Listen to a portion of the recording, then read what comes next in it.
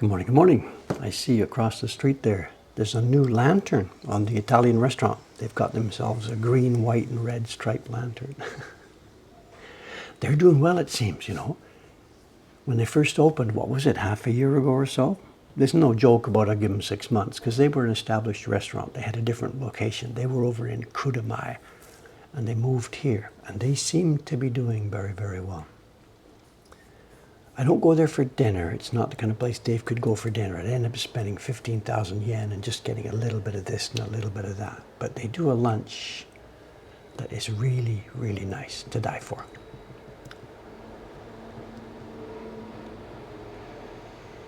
It's overcast enough that we can put the camera facing east today. Normally we can't put the camera this way unless it's raining, but today it's okay. I took a chance on it and we can't see any direct sun. Seems like we're okay.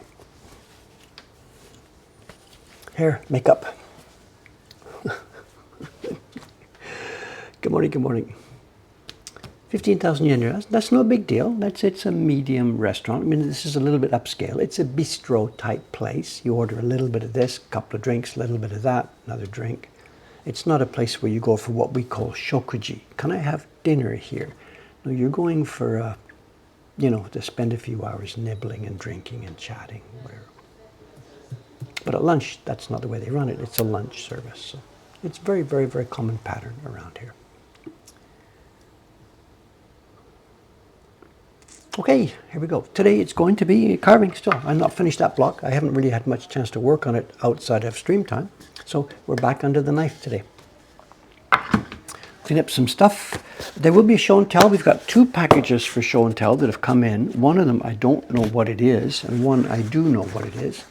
Another package from Kawasaki-san. The little card from, I guess, my grandson in Canada. I forgot the other day. And we have a thing that was dropped off by a collector in the shop the other day. So we can have a peek at it. So lots of packages, but let's get chopping some wood.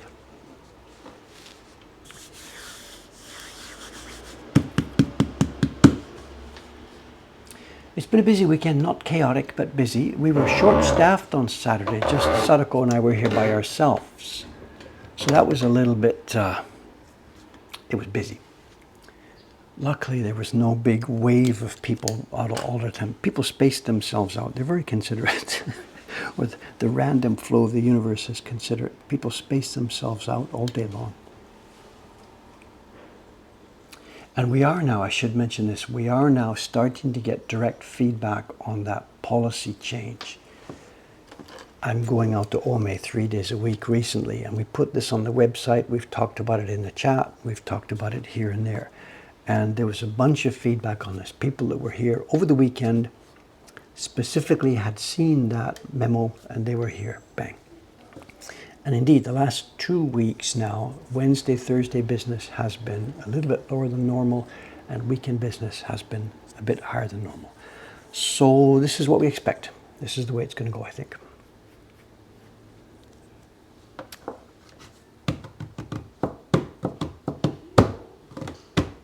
Oh, is the margin here? I know, Sensei, I'm waiting to hear from you. What's your timetable for closing off and for getting a final stream here? Let me know, because if you've got a good steady time on this, we can like open a special stream and just say hello and then send everybody over to your place. Let me know your schedule, please. Wednesday afternoon, Japan, I'll be finishing. Okay, well, let me know what you want to do or what you would like us to do here. So our Thursday stream will be too late. But maybe we can pop up alive with a special gorilla stream on Wednesday afternoon. Let me know what you want. Wednesday morning I'll be at the dentist, so I can't help you Wednesday morning. Depends on the timetable.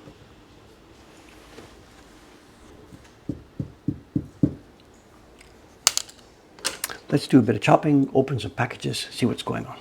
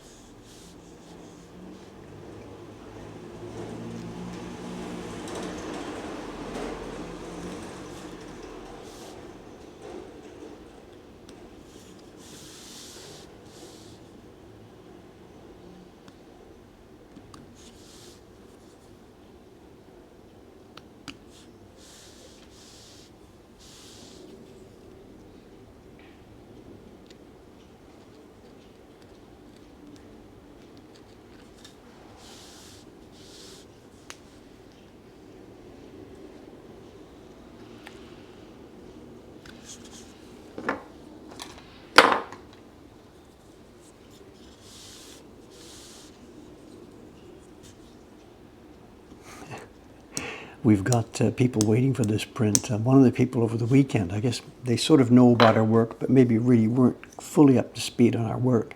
They asked me, that print you're doing, the print you've made, the one with the shadow thing, can I get it? You know, can we pick it up? And they thought it was ready, and it's not going to be around for quite a while yet. So, well, a while. I don't say quite a while, but not yet. It's still on the bench here. So.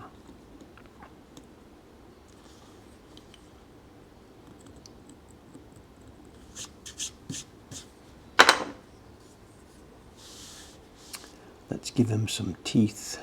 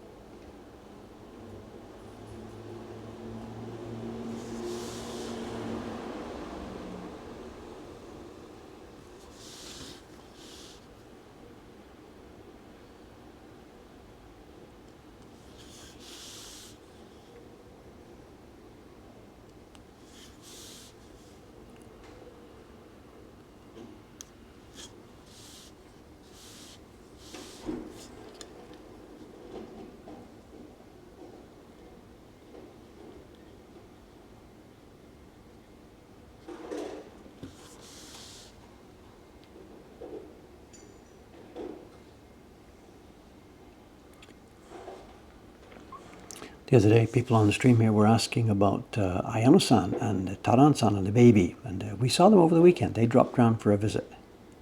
Weather was nice. They came out of hibernation and came by. It was funny because they came by at a very, very busy time. There was tons of people in the shop right then. And just as they came in, there was noise and chaos and whatever. And Taran-san got straight to work. And a visitor in the shop had wanted a particular print. We didn't have it packed yet, so Taran-san started helping me pack the prints.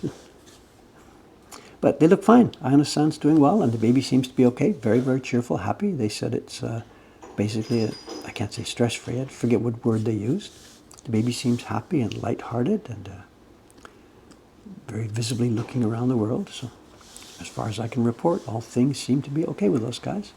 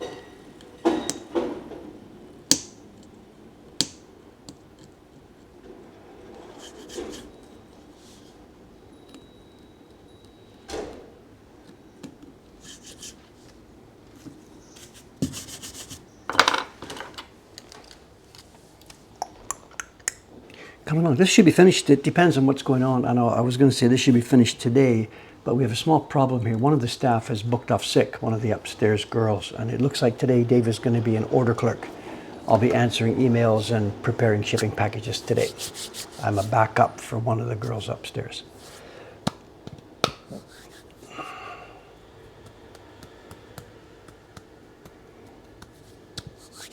Paper's out. Yes, paper's asking. Tom 60, thank you. There's paper out upstairs for Ayumi-san. She's working on sushi cats. She's doing a batch of sushi cats. We're getting very, very low on those. And Day-chan, she's finishing up a batch of the rickshaw cart. We're super low on those. So two of our most popular prints are being printed upstairs as we speak. Both of those jobs are challenge jobs. We really have to do a good job on those. They are a challenge.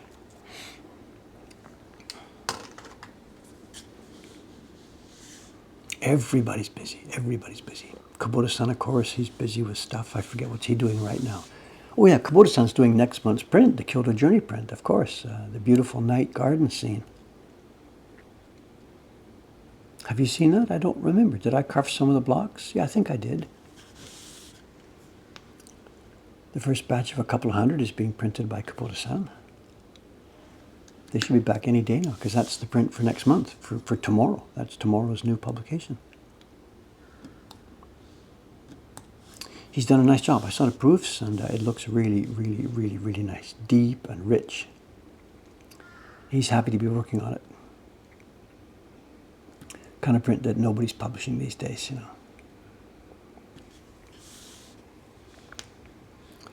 Nobody except us crazies.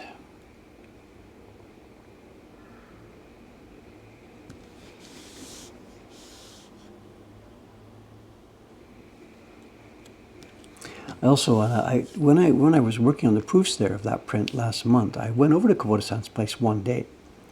He had been working on the proof, but he needed an adjustment in one of the blocks, and we didn't have time to ship it all back and forth, back and forth. So I just went out there, got on the train, went out to Kubota-san's place. He moved a few months ago, so he's now closer. He used to be way out in the boonies in Yokohama. And now he's quite a bit closer, just 2 trains.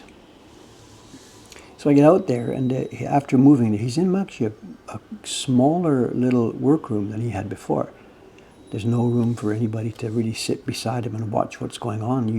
He opens the door to the room and gets in and steps on his mat where he sits. You know, it's really literally a one-man room. To sit there and chat with him, I had to sit in the entranceway to the room. I couldn't get in there. And there's shelves and tools and pigments and everything. It's like a jet cockpit, you know, jet plane cockpit. Everything he wants is within reach. When he does things like cutting paper, he can't do it in there. He has to get up and go to a different place where there's a desk.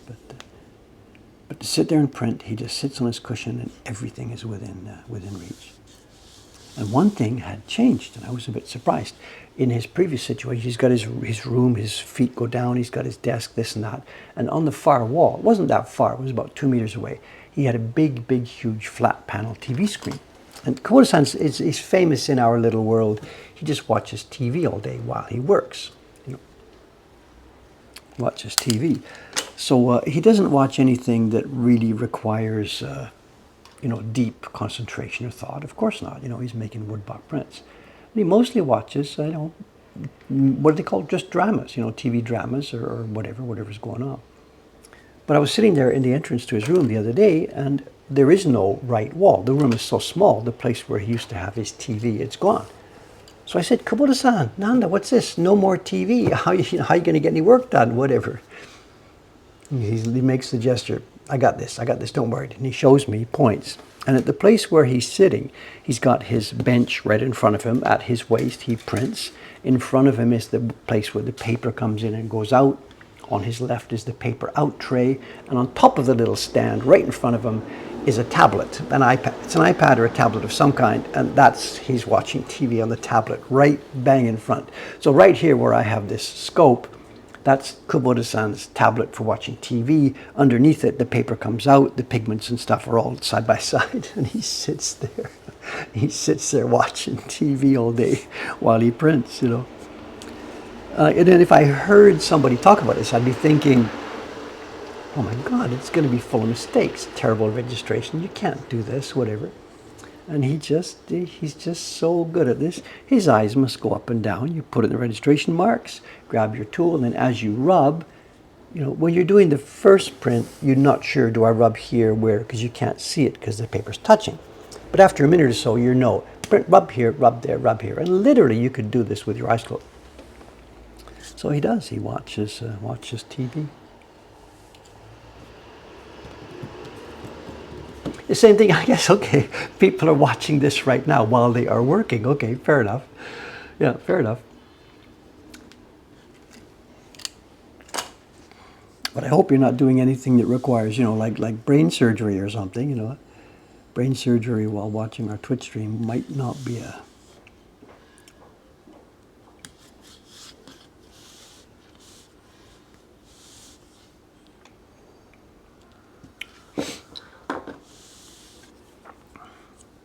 He's just so good at this, you know, so good at this. Komatsu-san, the old printer, he's passed away now. He used to be the main printer for the Yoshida people all through the, I don't know, certainly through the 70s and 80s. Komatsu-san was Yoshida's #1 Top Gun printer. And the same thing, he had a little TV. It was an actual television set, you know, no flat panels back in those days. He had an actual television set on the top of his bench there. He comes in the morning, takes his jacket off, click, on goes the TV. He starts to get to work with his paper, getting ready, whatever. And at the end of the day, cleans up his paper, whatever, goes to the bathroom, this and that, click, off goes the TV. So it's the first thing on in the morning and the last thing off at night. You know.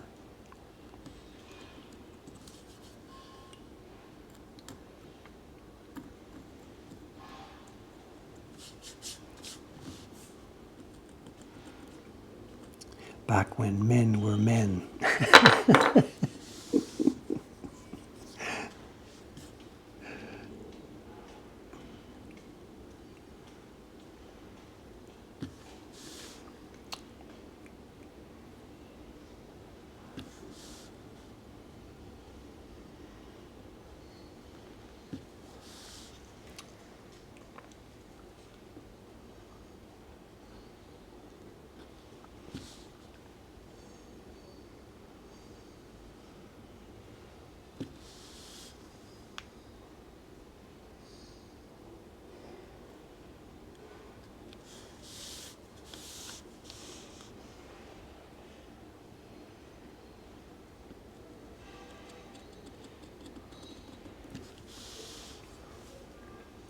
Kubota-san also, you know, when I was out there chatting with him, you know, we did our business. I talked about the proofing. We looked at this, discussed pigments, and you know the way the print was going to go.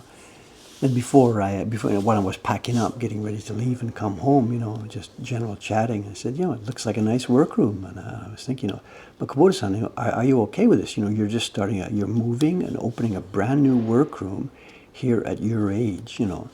I'm coming up to 73, so he must be 76, I guess, by now or whatever. And, you know, so I guess I just asked him, you know, you were going to move. Why didn't you sort of take the opportunity to, you know, shut it all down and retire instead of starting up a new brand new workroom, building everything and getting going? You know, is this okay at your age? And he's like, well, I'm not quitting now, you know. And he said, you know, I basically, I forget the Japanese expression. He's good to go till he drops.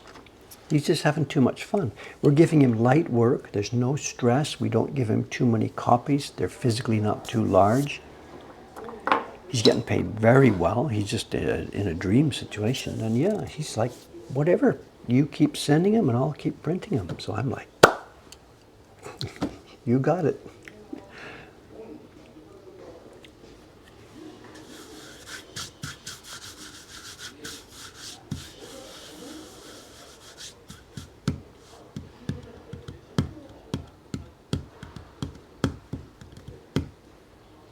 The doctor watched the stream during the hernia operation. Okay. Okay. I can see the patient watching my stream, put him to sleep. I get that. But the doctor, I don't know. So.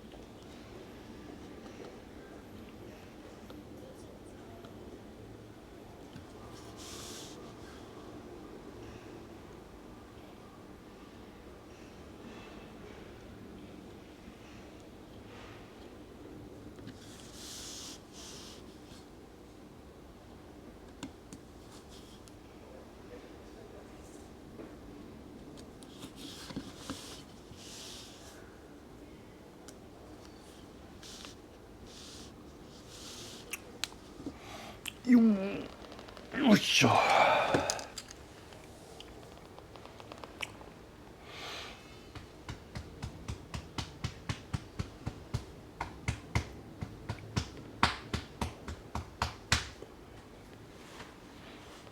talking about glasses? Yeah, the famous picture in the Hokusai manga to show. So, Hokusai manga, he shows a carver, a guy working with a hammer and a chisel with little dinky round glasses.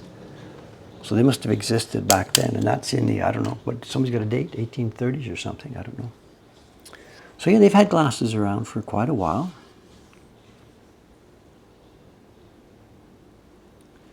I don't think any of the old carvers had any tools like the ones I'm using here now. You know, no idea. Nobody would have been using a microscope, of course. So glasses, yes, first, and then maybe a desk lens of some type. That's probably quite practical. Quite probable they were using that in the Meiji time, but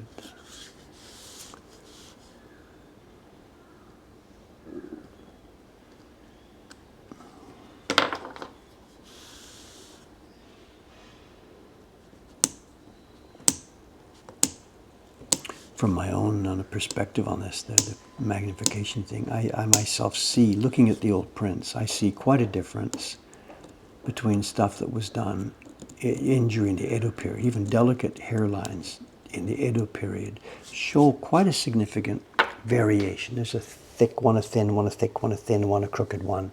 You know, when you're looking at the hairlines of the beauties, they can be carved extremely finely and delicately, but there's quite a wide variation between the individual hairs, one by one by one by one.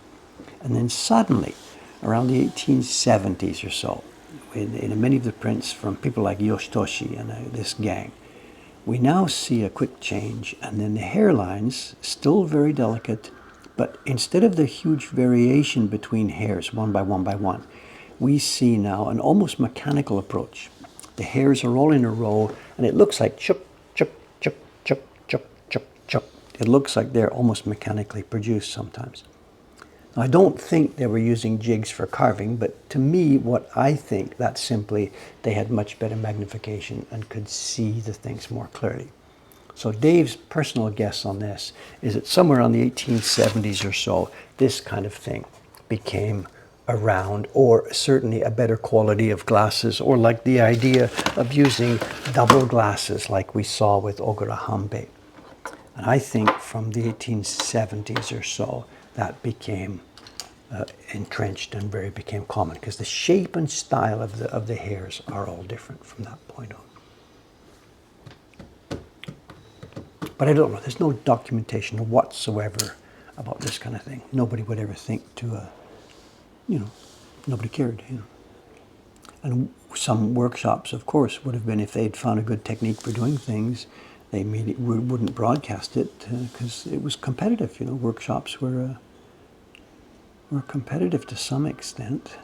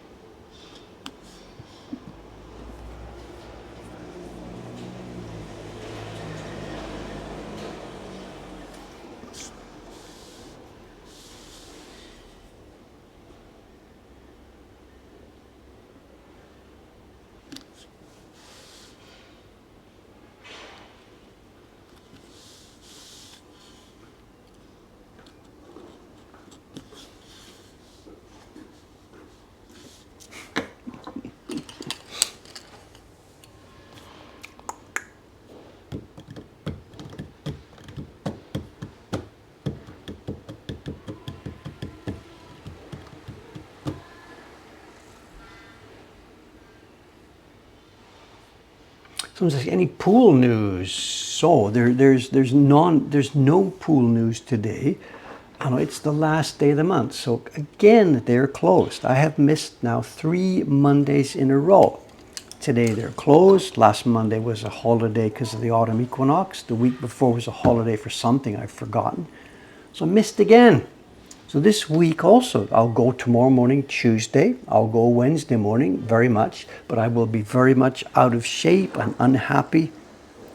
And then again, I'll miss Thursday and Friday because I'm in Ome. So pool, I don't know. I am not happy about this.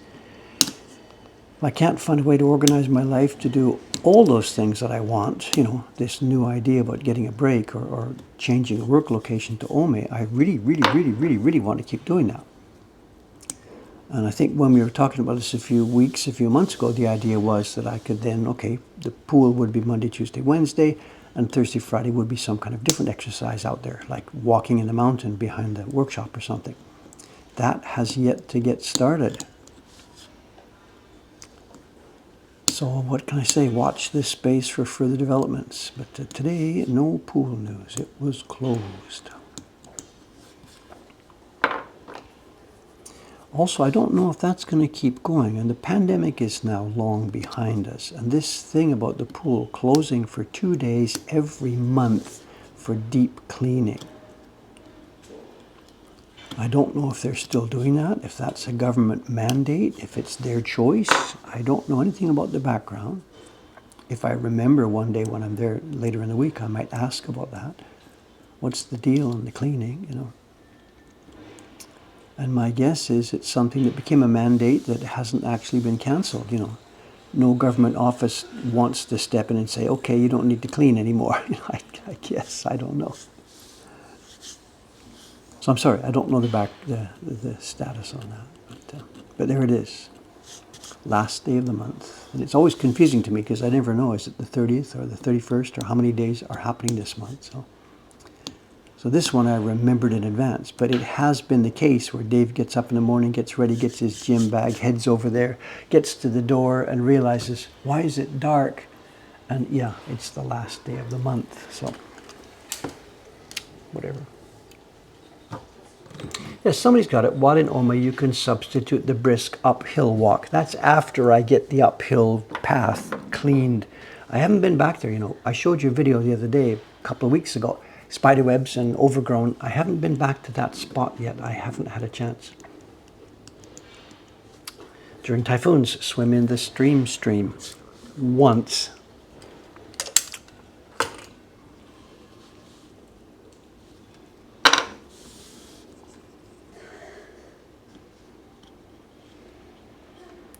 I'll work something out because it really is important to me, and I'll do this. I'll work it out.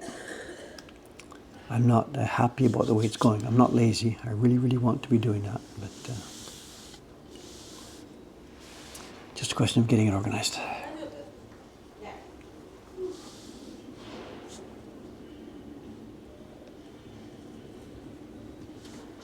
How's our time? Where are we? 33. Let's wait a few more minutes. Let's go about halfway, then open a couple of those packages. I'm kind of curious why my grandson, I guess his mother, my daughter, what's the deal with the little package for my grandson? I expect maybe they'll be sending a birthday card, but that's still months away.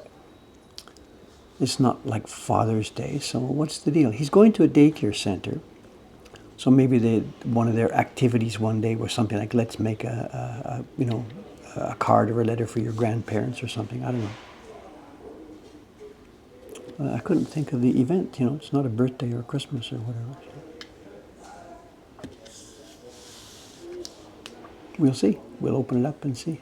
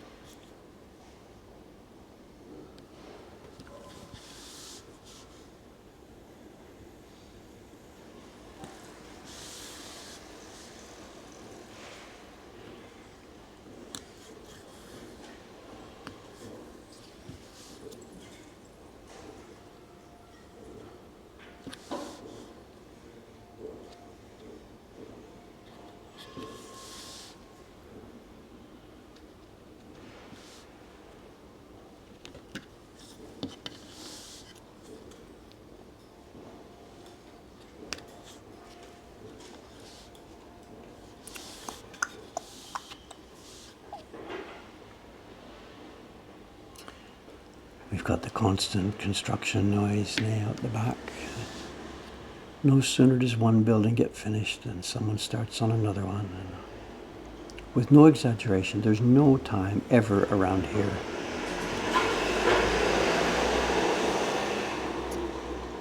There's no time ever around here where we're not deluged with construction noise, deconstruction noise, or construction noise. You know. I think it's healthy, you know, if there was a society where just nothing happened, there was no new buildings, nothing's changing, that's not so great. And this place is in constant flux.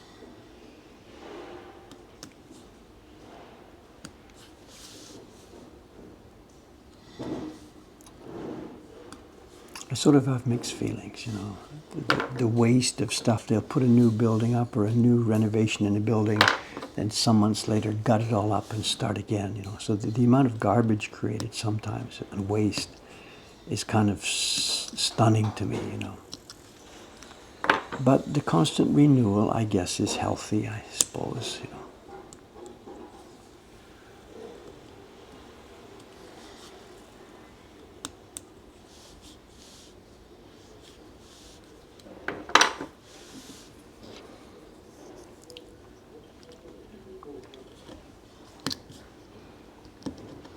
But it really is strange sometimes. There's a couple of places here. There's one down near Kaminarimon Dori, the street that runs in front of Kaminarimon, and then over the bridge, over Azuma Bridge. At the west end of that, near Tawaramachi Station, a while back, one of the restaurants I'd been going to closed, and it was on the ground floor of a tall building. A building that was, I don't even know, 20, 24 stories. You know, a big office-type building. You know, a mini skyscraper. There's no skyscrapers in Asakusa, but a tall office building. So the restaurant closed just about a year ago or so. And then the hoarding went up. And it wasn't just the restaurant that had closed, I realized. It was everything. The building was now empty. And the sign goes up, public notice, blah, blah, blah, deconstruction. And as I speak right now, that area right there, one near the corner, near Tawaramachi, they're tearing down, like I said, it's about 20 stories. And it can't be all that old. I mean, you know, it can't be all that old. They're tearing it down. And I guess what's going to go in place? I don't know. A 30-story building? I have no idea. Or why would they be doing this? How could you say so much waste to tear down a concrete steel skyscraper and put up another one in its place? You know, to me, the idea of that sort of thing, once you've built that, that's going to be there for, you know, hundreds of years. But that building's probably younger than my house out in Ome.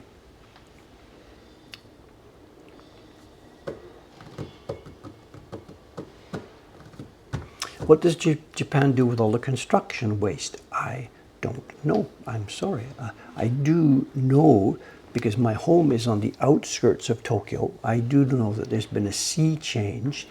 If we go back, whatever, for ease of conversation, if we go back 40 years when I first came here, I'd take walks near my home out towards where the houses end and the mountains go up, and there would be construction waste, not skyscraper construction waste, but local companies taking something, they throw their crap. What do they call it in Europe? Fly tipping? Is that an expression? That was all over the place here. There was crap everywhere. At every time a road would go off into the hills or the mountains, there was piles of crap there. Now that's now, I can't speak for the entire country, but in the area where we are, near my home out in Ome, this now doesn't exist at all. And in fact, last Thursday, we did the stream. I had a bunch of fun on the stream last Thursday. And then to get some video ready for next Thursday's stream, I grabbed my camera. It was a nice, it was raining, but not raining too much. I grabbed my camera and I headed up into the hills behind my house. Not up the path we showed there, which was overgrown, but up one of the forestry roads. How much garbage did I see? Absolutely zero. So certainly in this generation, there's been a sea change on that here in Japan. Local dumping of construction waste, at least in Tokyo here, seems to now be under control. And I guess it was just simply a policy. They'd started, you know, the investigators start going through the garbage, finding letters, going there, finding the people, you know, whatever. Drones, I don't think there's drones involved, but whatever, no idea.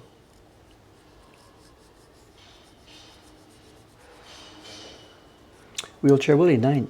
Tall buildings in Toronto, 1986. I get it. I guess I get it. I don't understand it, and it seems to be astonishing, you know.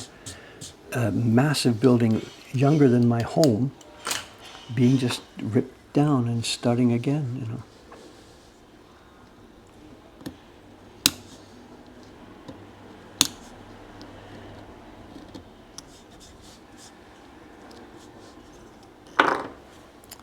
Yeah, the fly tipping was bad. Hontoni, it was bad.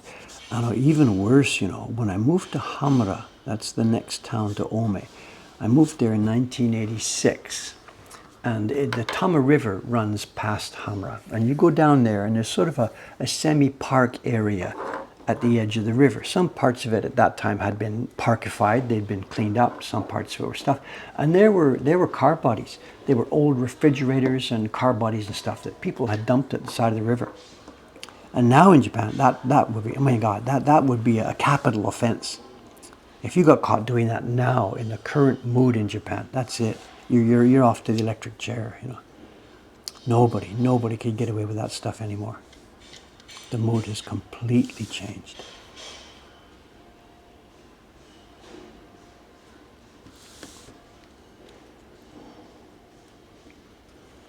The garbage rules now are so strict here.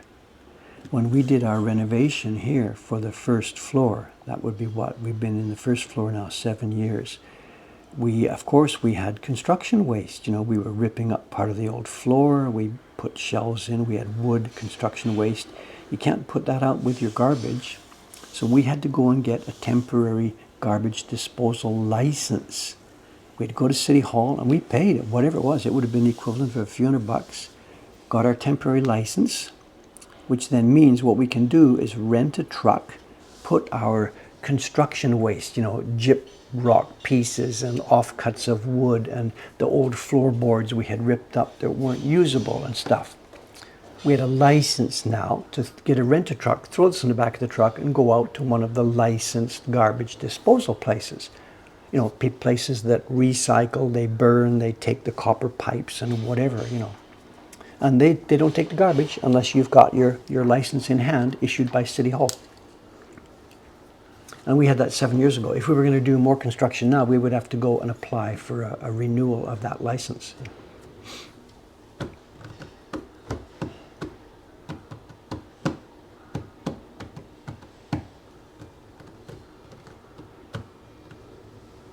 Mokuhankan is not 100% made Japanese woodblock print made by Japanese. Okay, whatever, yeah. We have Dave, the British-born carver here, Taran, the Welsh-born carver. We have Chon-san, the Hong Kong-born carver. Who else on our staff? Dei-chan, Hong Kong-born printer.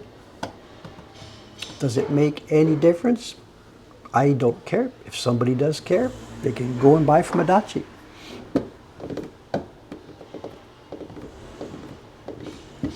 $8.44. We're halfway. Let's pause this for 1 second and open 2 packages. This is not show and tell. We just opened 2 packages. I myself am curious. Why did my grandson send this? It's not a birthday card. It can't be. Or has he got my birthday wrong? Archie White. This is my young grandson. He's, I don't know how old he is. I'm sorry. He could be 2.5. He could be 3. He could be 3.5. And I'm sure he didn't write the Japanese characters by himself.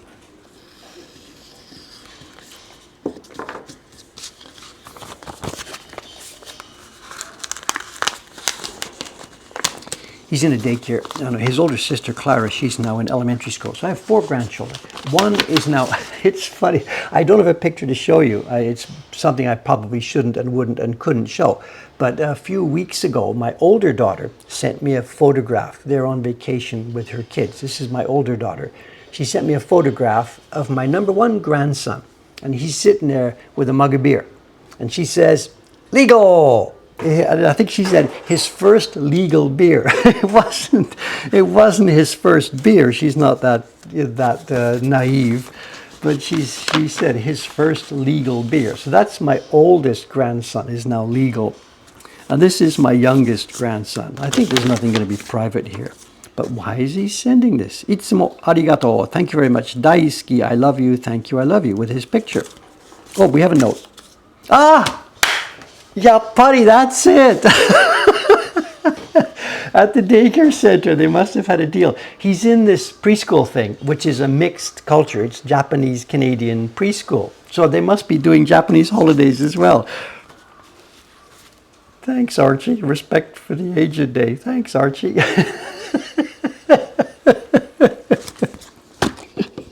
I wouldn't have guessed that in a million years. He's a cool little boy. I've never spent much time with him. I see these people once a year when I go back in February. And actually, too, the last time we went there, last February, it was the real first time that I got a chance to actually play a little bit with Archie. He's now, what, 3 or something. But the first year I went, no way. He's just, this guy with a beard comes in the room and he starts screaming. The second year I go there, same thing. I go in the room, he just starts screaming, whatever. So this last year was the first time actually I could sit on the floor and there's his Lego. We had a little car and we sort of hung out together. He doesn't really completely trust me, but he's now got the idea that this person will be coming in now and then and now and then. So, so maybe when I go back next February, we can actually get some quality time. I don't know. We'll see. The other boys at the other end, they're off. Like granddad's here. Oh yeah, okay, whatever. It's so cute. This is different. This came from this is one of the subscribers. I don't mean a Twitch subscriber, YouTube subscriber. Somebody, a couple in the Netherlands who are subscribing to our woodblock prints, or some of our woodblock prints. They were coming to Japan. They thought, let's take David a little something. I have mixed feelings about this. I'm not showing you this thinking, hey, when you're coming, what can you bring? Please don't do this. I know it's fun. It's going to be a nice, interesting thing to show, but please don't. This is not any kind of obligation. My God, please, And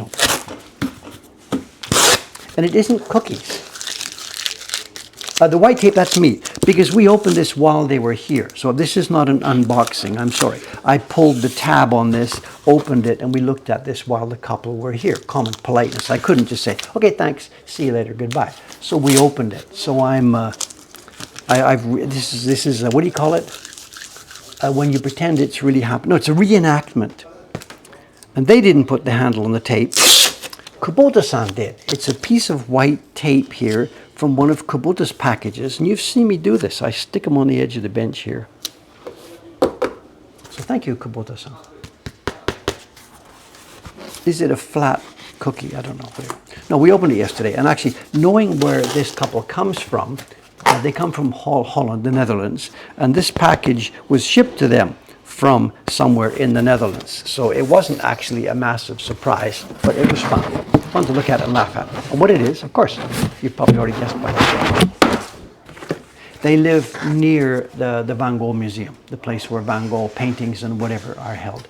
And so they thought it would be really cool. I knew about this, of course. This is a shop, a gift shop reproduction of one of the Van Gogh paintings. It's a Van Gogh painting, and of course he was a huge fan himself of Japanese woodblock prints. He had a bunch. I'm kind of curious now because the prints that Van Gogh had would have been not reproductions, they would have been real original Hiroshige era prints. Where are they now? Did his brother get him, or did he go to one of the museums? I don't know. Anyway, I'm sure that's known, none of my business. But Van Gogh, this is a fun one because he not only, he sort of replicated, tried to show the original Hiroshige print, he also did this, and this is really, really a ton of fun. Van Gogh obviously was entranced by not just the imagery, the graphic nature of the imagery, perhaps the perspective. I have no idea all the little details of what he liked. He clearly liked the graphicness of these things, including the characters.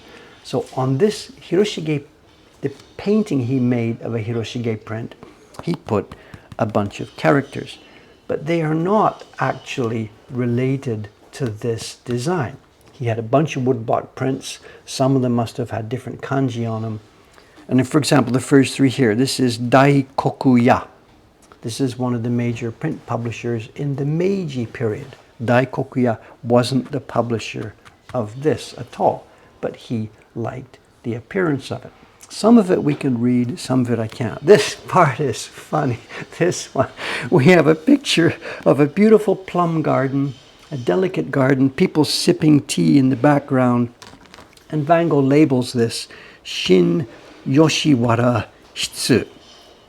Now, Shin Yoshiwara, it was the new Yoshiwara, the brothel district of Tokyo at that time. And Shitsu is the word for brush.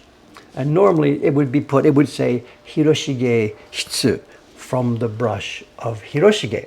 But Van Gogh, I'm not, whatever, we're laughing together with him. He clearly didn't know the meaning. He just wanted it to look Japanese in this. But some of the things, they're just so, you put the name of Tokyo's biggest brothel district on the front of your picture of nice plum blossoms. It's just kind of rich, that's all. Am I disrespecting him? I'm sorry. Whatever. I mean, come on. Maybe somebody's got it. Maybe Van Gogh knew what this read, and maybe he had been spending time in his local Yoshiwara. The rest of it, we're not quite sure what this is supposed to be. It could be a distortion of the character for large, or it could be a character for 6. And I'm guessing 6, because the next characters, it says chome, and it would be roku chome if that's supposed to be a 6, part of an address. And that would be maybe part of this daikokuya at the side of one of the prints, and he would have put the address on it. And I'm not sure what this is. This looks like tree, soil, I don't know. Maybe somebody can do a better job of reading it. This is probably known. If you probably Google this Van Gogh painting on Wikipedia or something, this is all known. And this also is an address. Edo Machi Ichome. This has no meaning whatsoever. So good fun. So thank you to the collector for sending this over. You know, it's not something dramatic that I've never seen before, but it really is good fun to tie together. And he said the reason he had chosen that before coming to Japan is because I mentioned Rembrandt in that washi video.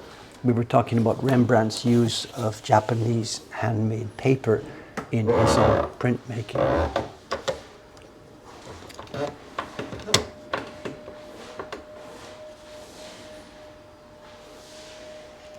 The sound you hear is the hotel lobby. The lady has her vacuum cleaner. My God, there's so much noise outside. I've got the outside audio turned off. What you're hearing is sound coming through the door. I've got the door open. Can we see the lady with the vacuum cleaner? No, she's just a little bit off to the left of our camera.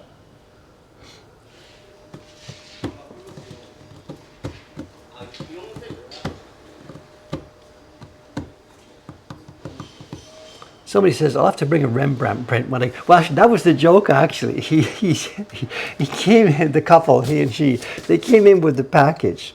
And, oops, what's that? What's from there? They're unpacked. They came in with the package, and he said, you know, we saw your last video with the thing about the Rembrandt print. And he says, we've just come from Holland. I thought, you've brought me a Rembrandt. And he giggled and said, well, no, it's a Van Gogh. So...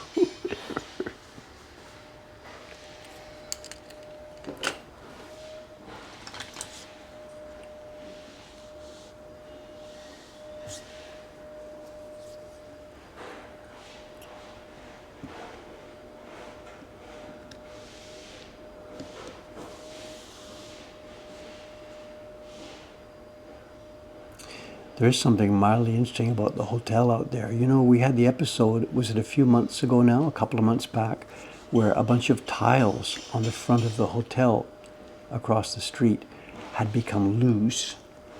Me and one of the staff, we went over there and we notified the people about it, and they did some immediate maintenance that day. They got a guy up there on a little rope hanging from the roof, and he tapped around and he removed the tiles that were obviously and visibly loose. And it was actually, too, it was really good because as he touched them, they crashed down. So it was very cool that that happened. But interestingly enough now, nothing else has changed. The hotel across the street now has a big bare patch on the front wall where those tiles were. So I guess my guess on this is rather than now get up there and put a little batch of tiles in, they've probably scheduled a major maintenance where they're going to scaffold the building, go up there and check carefully all of these tiles. So that's my suspicion on what's happening. Normally something like this, on a public building like this would be fixed very quickly. So they did a quick emergency patch to get rid of loose tiles, and now nothing for a couple of months. So maybe we're looking forward to it. Maybe in the winter off season this might happen during December, January. The building will get shrouded and we'll see. Because there's a couple of other places. There's one place where the taxi bin driver hit the front of the hotel and knocked off part of the decoration. So that's also hasn't been fixed, and that's about 6 months or so.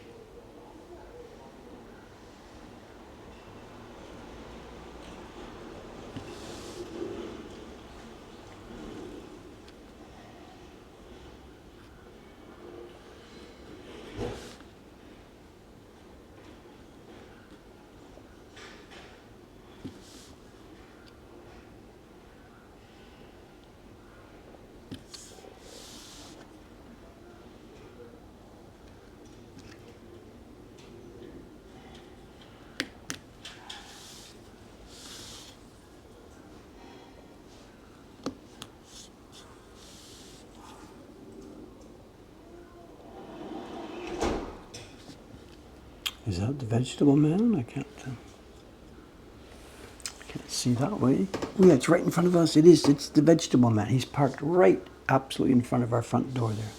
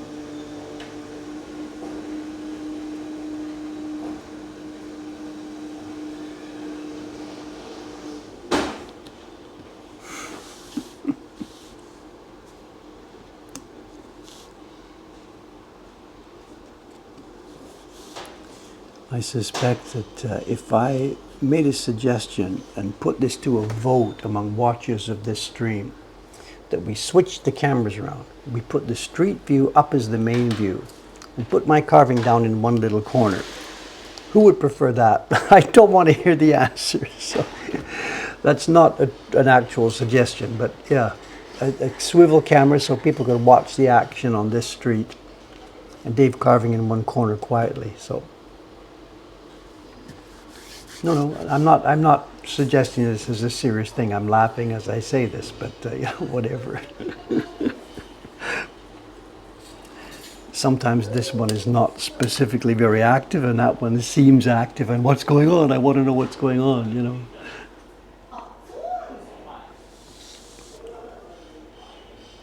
There must be lots of them by now. There must be live Tokyo street cams, are there? They can't be. We can't be the only person doing this. There's been one over at Sensoji for a while. It was down for a while because the building that the camera was on was under construction.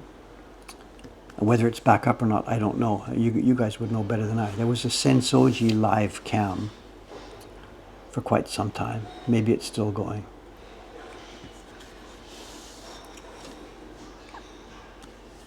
But I think rather than that, you know, the major view of a famous place, it's really more interesting. Just some reasonably busy, quiet back street.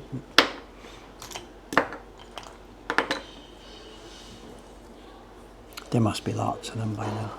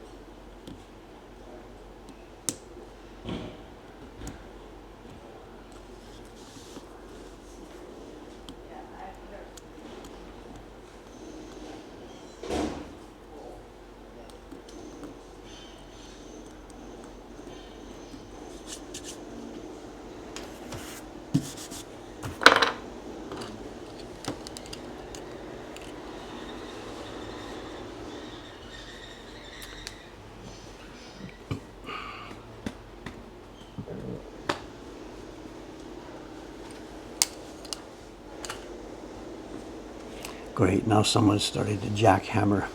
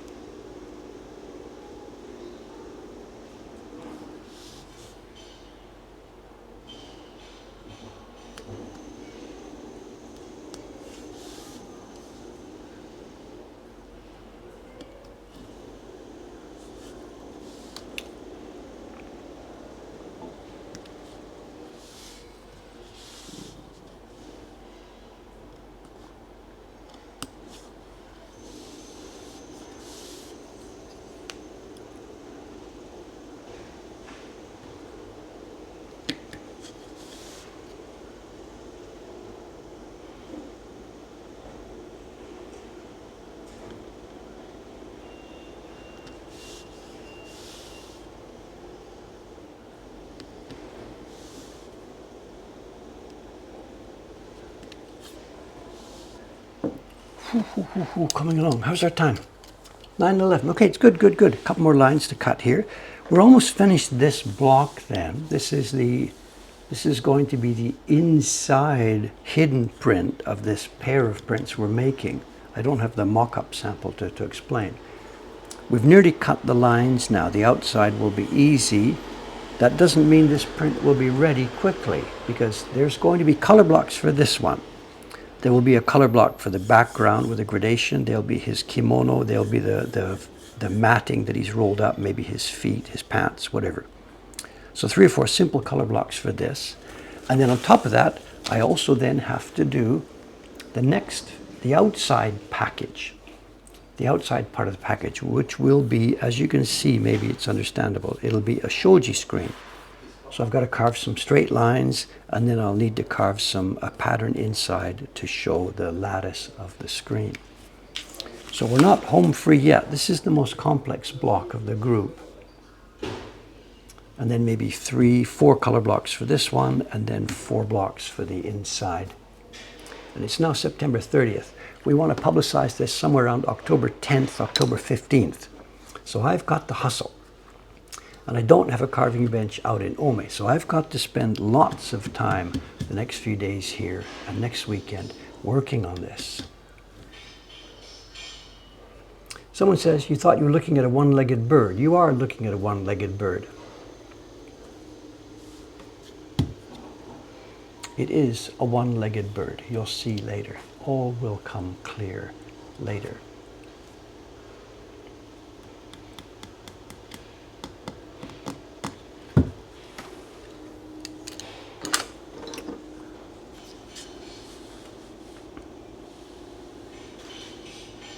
I think they're all cut, are they now, inside? It's just a question of clearing.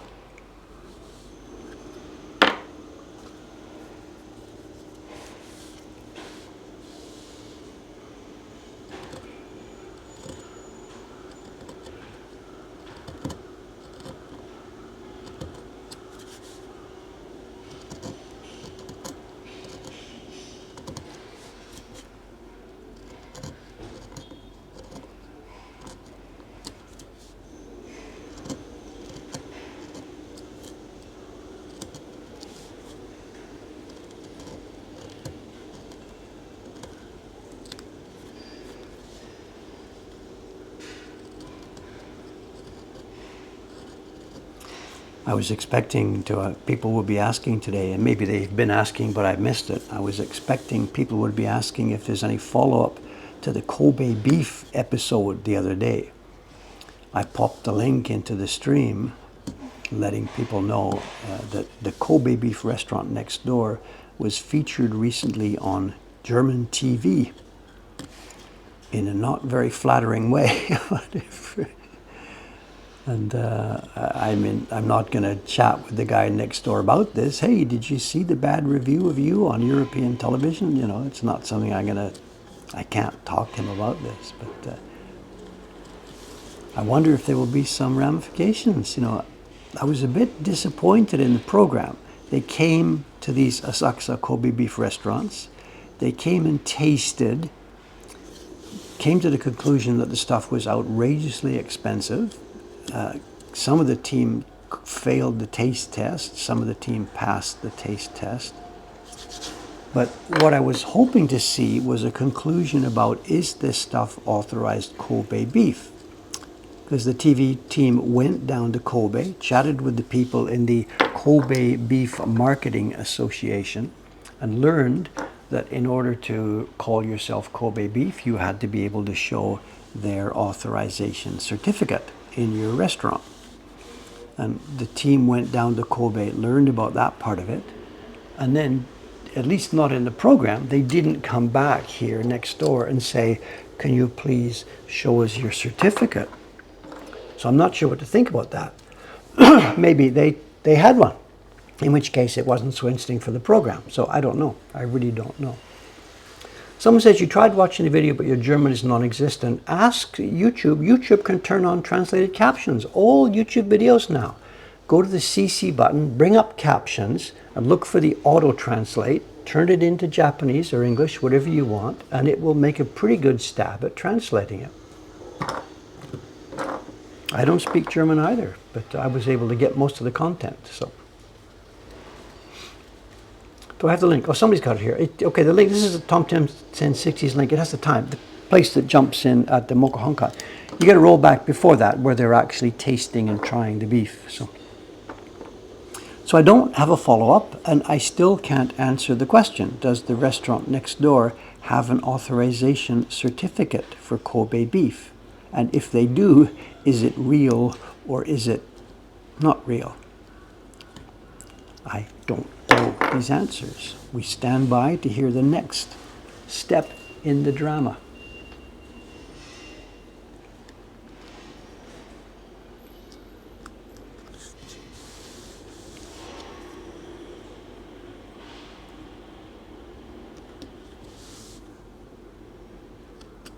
I think we're time to show. Is it show until I can't see without my glasses on? Oh, we're past. I'm sorry. Oh my God, oh my God, oh my God. We're past. Okay. We have two packages today. We have a smaller package, the contents of which I do know, and it's mildly interesting, not so really interesting. And we have a larger package, the contents of which I have no idea. Let's have the mystery first. This is something that our partner here, Watanabe-san, found somewhere. I have no idea where she found it. The addresses are all obfuscated.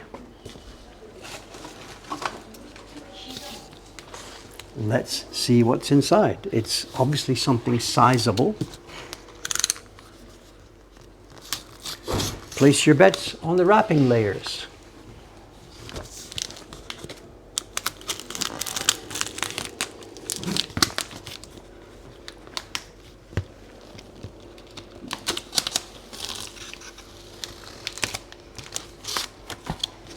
She's been really busy, you know. She's come up with some wonderful stuff. I've been not complaining to her, but I've been commiserating with her that we are really short on stuff for the upcoming fall season here. And she's hustled. She has hustled around. It looks like a grab bag.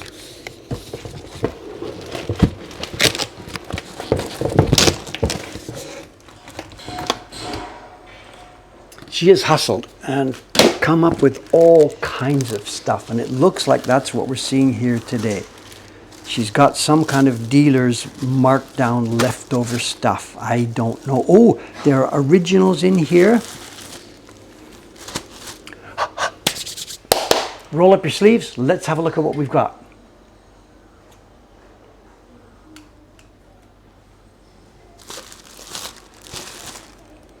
It's junk and treasures.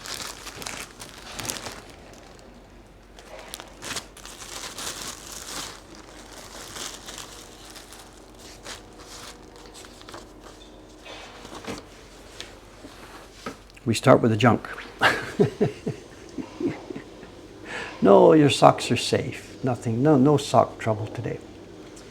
This must be from either a dealer who has just got some leftover stuff. There's broken sets, and he's just got a pile of leftover stuff. And instead of putting them up on auctions one by one by one by one, he'll just put them together in a box and say, take it or leave it. I have no idea what she paid for this. These look like things, some of them, anyway, let's just go through. This is a very poor quality postcard reproduction, post-war, on cheap paper of a very famous Hiroshige design. The design that purports to show Sensoji Temple, but doesn't do that. It's the old Kaminarimon, which doesn't exist. It's the old pagoda, which these days is on this side. And it's the old Niomon, which burned down. And Sensoji Temple, which is the nominal title of the print, Ryuzan, is hidden in the background. Not so interesting for me. She will probably put this in Cheap Thrills for like $5 or something like this. What am I going to do with these? Okay, we've had some of these before. These are triptychs, and maybe they're okay or maybe they're broken.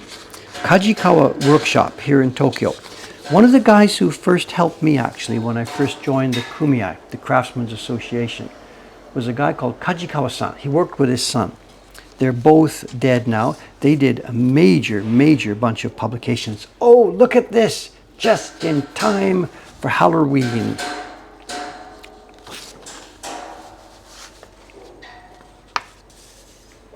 It's a Halloween triptych. Look at this.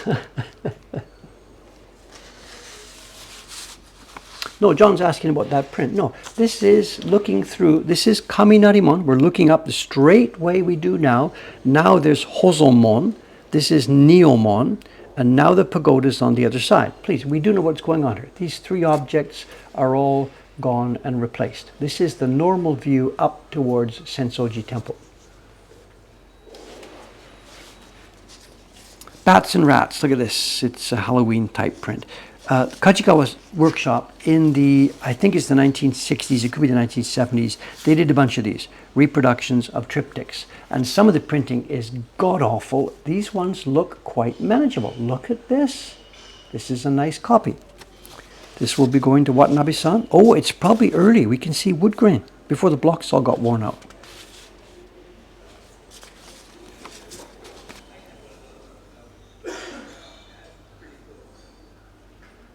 Place your bets. I think they're dogs. Nobody would say cats.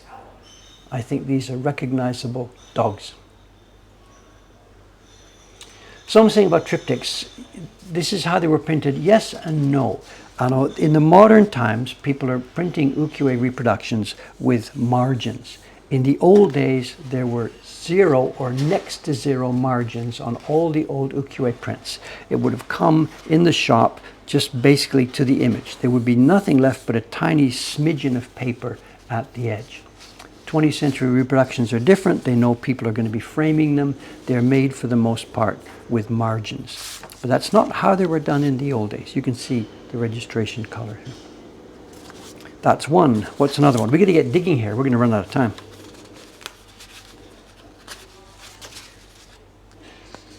Oh, this is a local scene.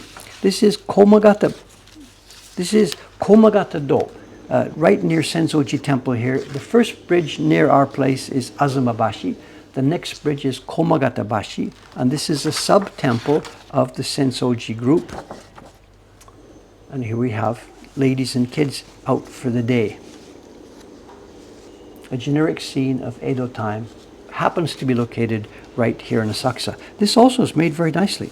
This will be appearing in the flea market sometime whenever she gets around to it. None of this is from my collection. What else? What have we got? What have we got?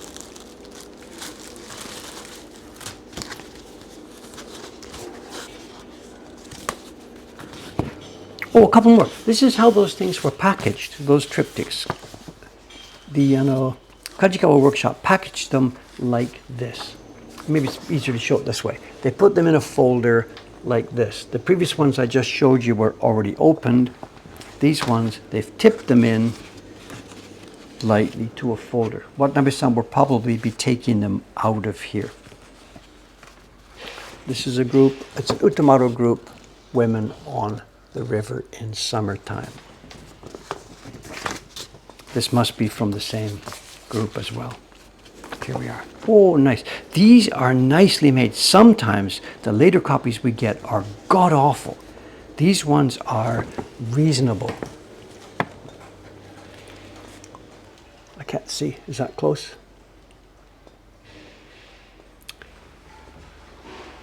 And this must be, I guess, is it Nihonbashi? Because there's a guy chopping fish underneath. Or no, it could be Ryogokubashi, where underneath the bridge there's a party, and maybe this is one of the chefs getting the sushi ready for the party. Someone says it would be cool if they'd printed them on one piece of paper. Back in the old days, that wouldn't have been possible. In the post-war period, some of these triptychs were. We have examples in the collection. We have the famous Hiroshige Kisoyama, printed on one long piece of paper. And if we ourselves were ever going to reproduce one of those, that's how we'd have a go at doing it. Okay, this is different. This one is not a reproduction. This is an original. When would it be made?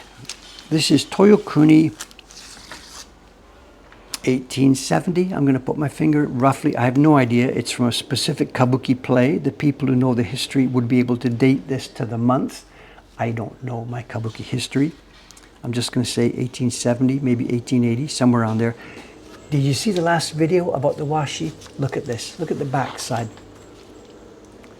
If I showed you this was a woodblock print and said that was the front side, you'd probably believe me.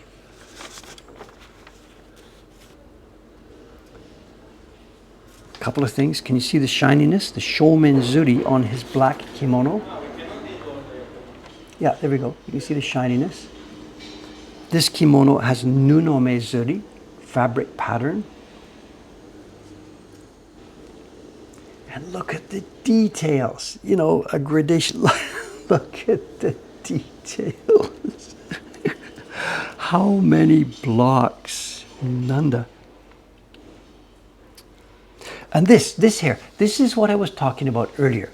When I said after a certain point in the Meiji time, the hairs started to show all the same shape and size. Now forget the big black hairs here. We're talking about the underlying hairs. They show a much more consistent shape. Sup, sup, sup, sup, sup. Instead of being fat, thin, crooked, bent, whatever, they show much more consistency. You can see it too, right over here. And Dave's guess, this is just a total guess, no documentation, no data whatsoever. I think by this point, the carvers are now using magnification. I don't know this, I have no proof of this, just going by the taste of the lines. The opposite argument to me is, no, Dave, they are just good. You know, as the ukiyo-e genre got older and older and older over the 300 years, the craftsman's skill level did increase.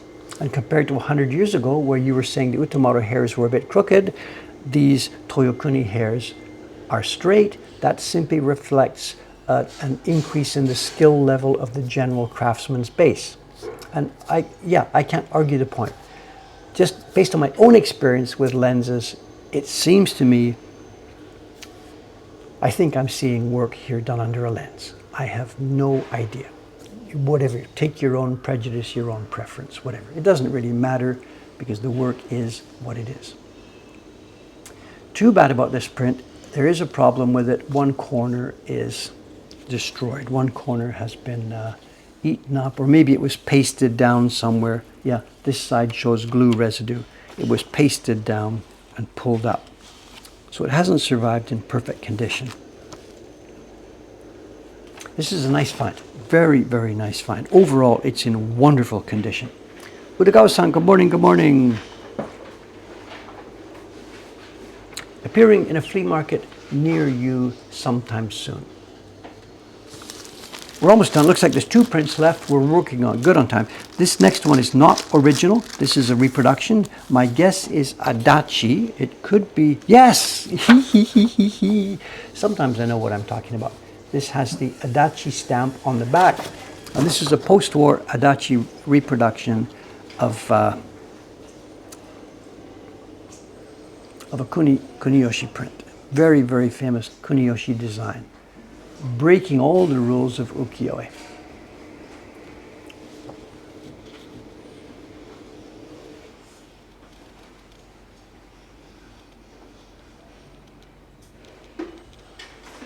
He's seen, by this time, these designers have seen lots and lots and lots of European work, and many of the feelings and moods of European landscape work are now starting to appear in ukiyo-e. This is nicely done. It's in good condition. It's a popular design. It's nicely done. I hope she didn't pay too much for it. I don't know. I'm not sure why the dealer would have put it in this grab bag, because if he had put this up by itself on an auction, it would have done very well. Excuse me a second. Udagawa-san, there were orders during the night. There's 4 prints. I found 3 of them. I can't find the 4th one.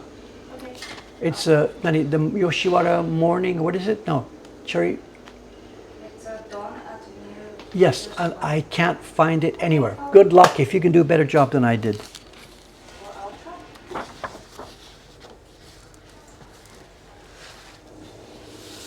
try. Okay, the last one, and it looks like we've saved the best for the end just because it was bigger.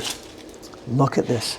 This is printed, this was made by the Kyoeido company in the post-war period.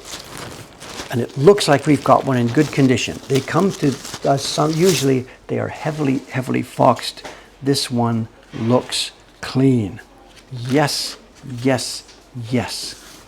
It's a reproduction of one of the most famous ukiyo-e designs ever. The original came from an era just when woodblock printing was getting started.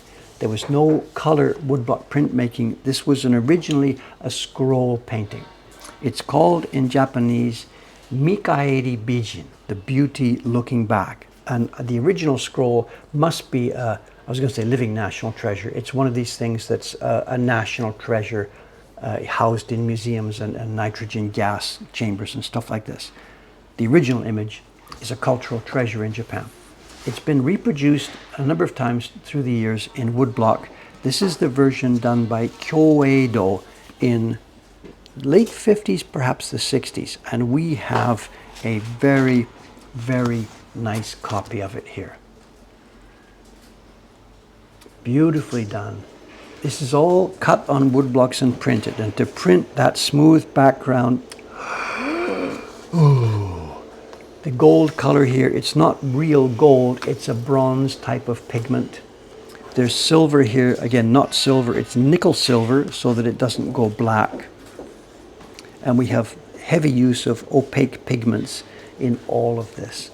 These black lines would have been applied later. There would have been a faint key block first, colors then printed, and then towards the end sometime, after the opaque pigments are laid down, the black lines would then be printed. This is perfect, absolutely perfect. I have one in my own collection, and what I'm going to do this morning is compare this one to the one I own. I am going to keep the one that is in the best condition, and the other one is going to go in the shop. But mine upstairs is pretty good. So again, this print or one very close to looking like it, this will appear in the flea market very soon. Or my guess, I know Watanabe-san, she will be saving this for the next flea market, Matsuri, I'll bet you. Good find. Watanabe-san, if you're watching, thank you very much. Very nice find. Unless you paid too much for it, in which case, whatever. Okay, now, the next, here we are, we've come to our time today. Next stream will be, it's scheduled to be a Thursday, a stream out in Ome. But I got an email last night. One of our staff upstairs is sick and she won't be here all through this week. And I'm her backup. So for today and the next few days, I'm a clerk. I'm an order entry and shipping and wrapping clerk. So maybe I might not be able to get to Ome this week. If that's the case, Thursday we will stream from here and it'll be a normal, like we saw today, carving and chatting and show and tell stream. If I do get to Ome, we will have a stream. At this point, I have no idea which it will be. The second announcement to make is this. I'm hearing from Little Bird told me Sensei Margin is wrapping up his walk Wednesday afternoon. It was mentioned in the stream here earlier. If I can tee it up with him, what I will do, if the timing looks measurable and understandable, we will pop up our own stream from wherever I am, here or Ome, maybe 15 or 20 minutes before he gets to his goal. We will chat for a minute and then we will raid Sensei Marjan's stream to be ready to help him reach his final goal. That's the plan. But I'm still waiting for Jason to contact me saying, okay, Dave, I'm going to be at Cape Soya at 4 o'clock. If you go live 3:30, it'll really help out. That's the idea. We'll see how it goes. So stand by Wednesday afternoon or watch his stream, to get more information about it. Let's see if we can pull this off. So I might see you for a few minutes Wednesday afternoon. I will see you Thursday, either here or Ome. Let's put up the outside. It looks quiet, but my God, it's noisy. Endless noise. Okay, signing off. See you in a couple of days or a few days. No idea. Bye for now. 3, 2, one, down we go.